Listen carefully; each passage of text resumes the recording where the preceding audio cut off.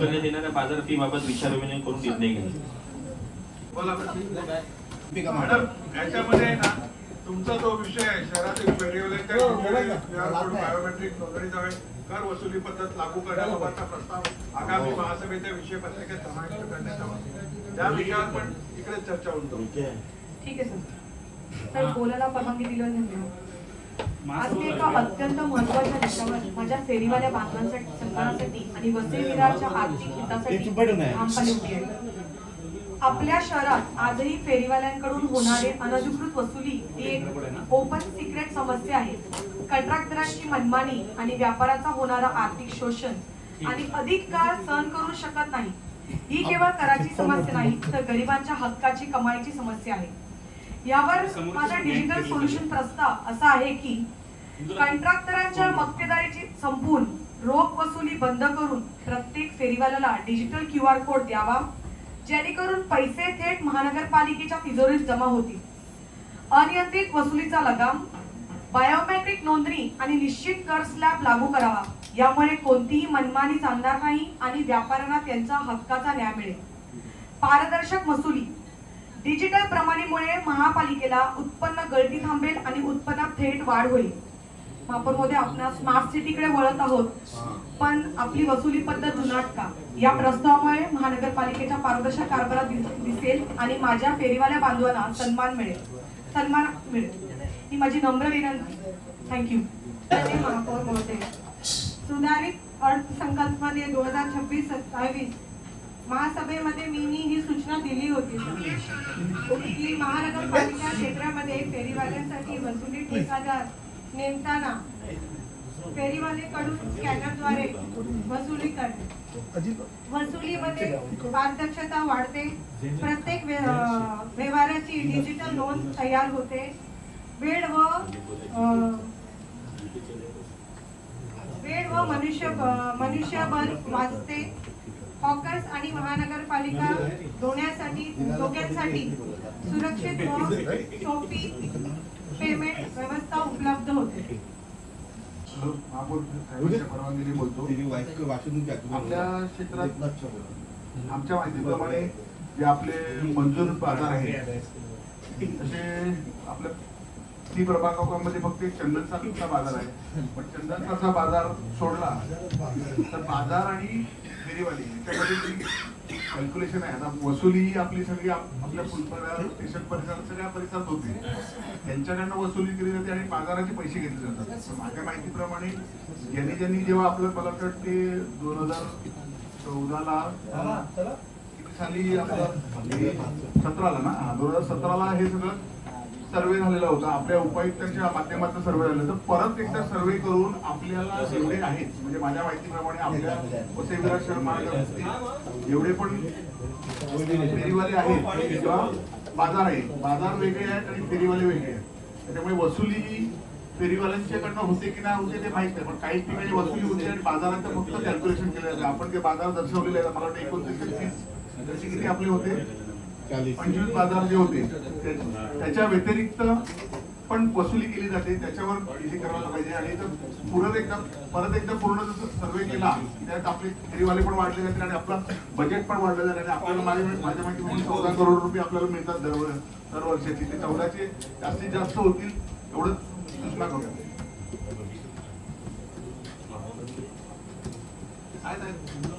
आपण विषय आमचा झालेला होता.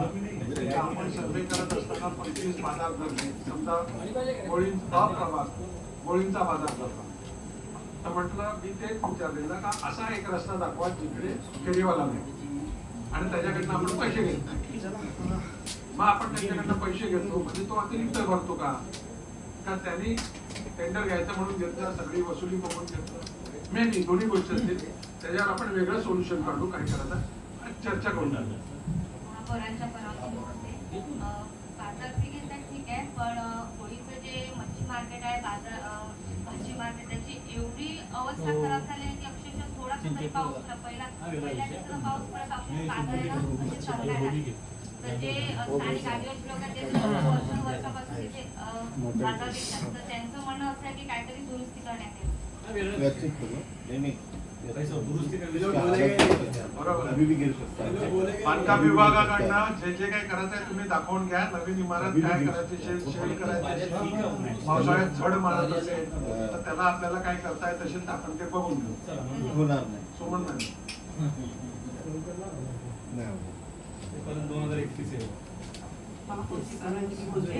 महापौर साहेब, इकडे आपण म्हणजे फेरीवाल्यांचं डिजिटल जे आपण वसुली करतात ते सगळं मान्य आहे, पण हे आपल्या 3-4 कॅटेगरीमध्ये येतात.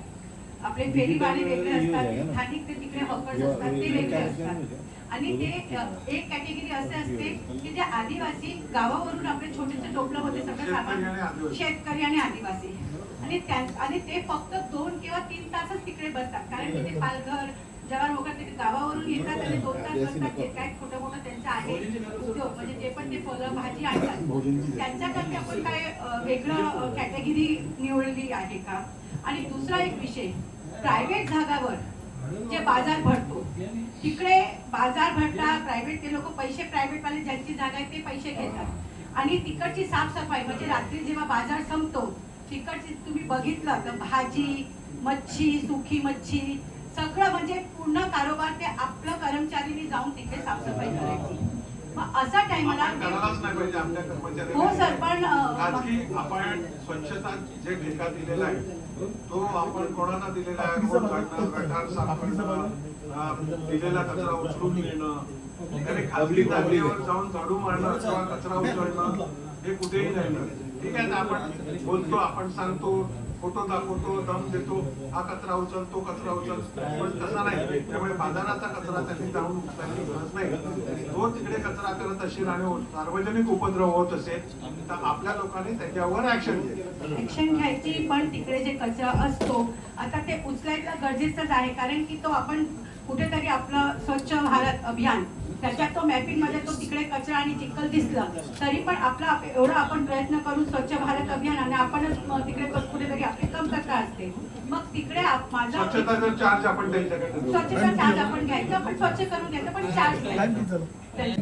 महापौर साहेब, बाजार विषयी दर कमी करण्याविषयी खरं तर आमच्या पूर्वपट्टीमध्ये मुकिरा, वालीव, सातिवली आहे. गांधी मशिदीचे बाजार वर्षानुवर्ष पूर्वीपासून, परंतु ग्रामपंचायतच्या वेळेला जो म्हणजे जेव्हा ग्रामपंचायतमध्ये होतो तेव्हा त्या वालीव बाजार हा 6 लाख रुपयाचा होता आणि आज त्याची किंमत जवळजवळ 1 कोटीच्या वरती गेलेली. अत्यंत एवढीच आहे, तिथे येणारे भाजी विक्रेते असतील ते आपल्या या ग्रामीण भागातून शेती पिकवून तिथे विक्रीसाठी येत असतात.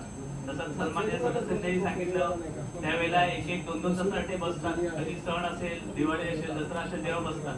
परंतु ती पावती त्यांना कुठेतरी महागात पडत असते, कारण दर वाढले, जागा तेवढीच आहे आणि जो पावतीचे पैसे आहेत त्यांना वाढत चाललेले आहेत आणि त्यांना कुठेतरी त्यांचं बजेट ते बिघडत चाललेलं आहे. तर माझी सूचना अशी असेल की काही प्रमाणात तो जी पावतीचा दरही त्यांना कमी झाला पाहिजे की जेणेकरून त्यांचंही पोट भरलं पाहिजे. ही सूचना माझी आहे. थोडक्यामध्ये एक तर कमी झालं पाहिजे, त्याच्यात काहीतरी मार्ग काढला पाहिजे, त्यांच्यासाठी वेगळा व्यवस्था पाहिजे. संध्याकाळपर्यंत बसलाय त्याला स्टॉल घेऊन बसला नाही पाहिजे उपद्रव करणारा. आपली बाजार समिती झाली, आपले जिकडे तिकडे बाजार बसवायचे ते किती बसवायचे हे महत्वाचं आहे. आता आपले सदस्य समजा 100 झाले वाढवले, आपल्याकडे 25,000 आपली नोंदणी आहे, 15,000 नोंदणी आहे, ते एका ठिकाणी किती लोक बसवायचे? आणि समजा आपण एकदा 100 बसवले, तिकडे सोसायटीला उपद्रव होईल, आजूबाजूच्या लोकांना उपद्रव होईल, तर किती बसवायला पाहिजे? 20 बसवायला पाहिजे, 25 बसवायला पाहिजे का किती बसवायला पाहिजे? आणि जे लोकल शेतकरी आहे किंवा आदिवासी बांधव आहेत फक्त सीझनल फूड घेऊन त्यांच्यासाठी वेगळा काही कुठेतरी काहीतरी केलं पाहिजे, कारण जिकडे आपल्याला तो फक्त त्यांच्या पुरता, बाकीच्या वेळेस नसेल, सकाळी ते 2 तास असतात तेवढ्या पुरता त्यांच्यासाठी वेगळं काही हा देखील आपल्याला त्याच्यामध्ये. आणि तुम्ही पैसे वाढवायचे कमी करायचे एक जीएसटीचा पण विषय आहे. तर आपल्याला काय ठरवायचं आहे, आपल्याला कमी करताना कुणाचे करायचे आणि काय करायचे. मामूल साहेब तेच विषय आहे. जीएसटी आपण घेतली जाते, परंतु जे स्थानिक जे असतील बसणारे लोक असतात त्यांना जीएसटीचा रिफंड काय मिळत नाही. ते पैसे भरतातच आहेत, परंतु करावरती कर हाच मुळात प्रश्न आहे की आजपर्यंत जीएसटी कधी बाजारावरती लागली नव्हती, ती या वर्षापासून लागायला लागलेली आहे. आपल्याला त्याच्यात म्हणजे सगळ्यांचं डिस्कशन झाल्यावर काय कन्क्लुजन करायचं ते सांगतो. म्हणजे जीएसटी असतं नसतं, आदिवासी असतील तर त्यांना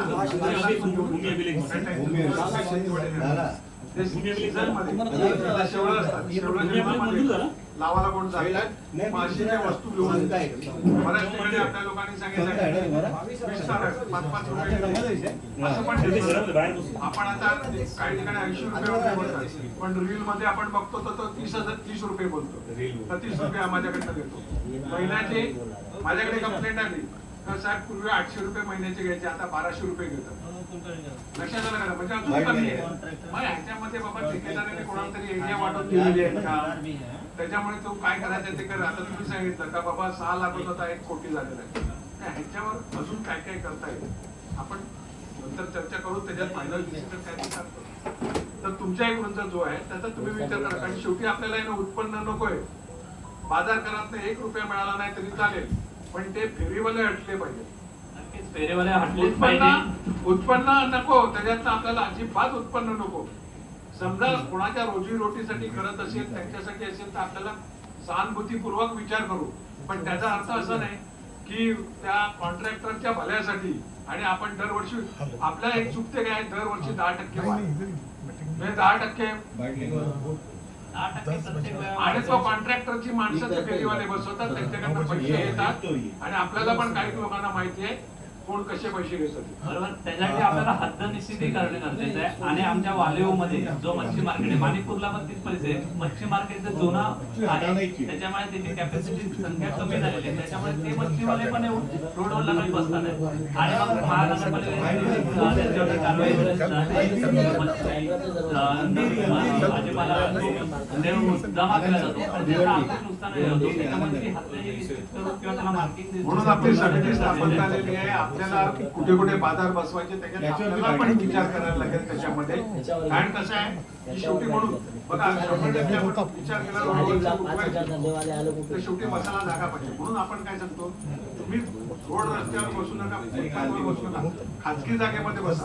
फक्त खाजगी जागेत बसत असताना त्याची साफसफाईचा आपण काय घ्यायला पाहिजे हा आपल्याला विचार करायचा आहे. आता आपण 100% बंद केलं तर तसं होणं शक्य होणार नाही. आणि फेरीवाला आपल्या मनामध्ये असतो फेरी करायला पाहिजे, पण पथारीवाला पण असतो. फेरीवाल्यामध्ये पथारीवाले पण असतात. फक्त स्टॉल आहे त्याच्याबद्दल आपल्याला विचार करायला लागेल. आणि खाऊ गल्ली असेल, शेवटी खाऊ गल्ली असते तर तिकडे त्या गाड्या येणार त्यांच्या नाही करणार, ते एक विचार करायला लागेल. आणि असे स्पॉट्स फायनल केल्यानंतर एकाला असं काय करता येईल का हा देखील आपल्याला विचार. जिथे भरत असेल तिथे वनवेची सुविधा जर केली तर ट्रॅफिकचे प्रमाण शेवटी आपण बाजार आपल्याला जिकडे जिकडे तुम्हाला असं वाटतं का इकडे वनवे करायला पाहिजे, जिकडे जिकडे वाटतं, कारण आपले काही स्पॉट फायनल झालेले आहेत, ट्रॅफिक पोलिसांनी आपण केलेले आहेत. परंतु तुमच्या नजरेत येत असेल का बाबा असं असं आपल्याला वनवे करणं गरजेचं आहे, तर तसं करणं गरजेचं आहे का? तर ऍक्सिडेंट होण्याची शक्यता असते. आपण फेरीवाला झोन डिक्लेअर केला तर कुठे करणार? एक तर आपल्याला रोडवर किंवा फुटपाथवर करायला लागणार, किंवा आपली जागा असेल तर तिकडे असेल तर गोष्ट वेगळी का बाजार रिझर्वेशन आहे तिकडे मिळाले तर. पण जर रोडवरच करायची वेळ आली आपल्याला तर त्याच्यात त्या ठिकाणी आपल्याला काही रिस्ट्रिक्शन होतं का? डेड एंड नसतील रस्त्याचे तर तिकडे आपल्याला करता येईल का हे बघता येईल. किती फेरीवाले ठेवायचे, त्याच्यामध्ये किती गॅप असायला पाहिजे. कारण काही ठिकाणी असं आहे का तो फेरीवाला असा बसतो ना का आपल्याला शिरायलाच जागा नाही फुटपाथवर, म्हणजे आपल्याला लांब टर्न मारून यायला लागते. तर तो देखील आपण नक्कीच महापौर साहेब, नागरिकांनाही त्रास झाला नाही पाहिजे आणि जे विक्रेते आहेत त्यांनाही त्रास नाही झाला पाहिजे याच्यावरती तोडगा काढूया. धन्यवाद.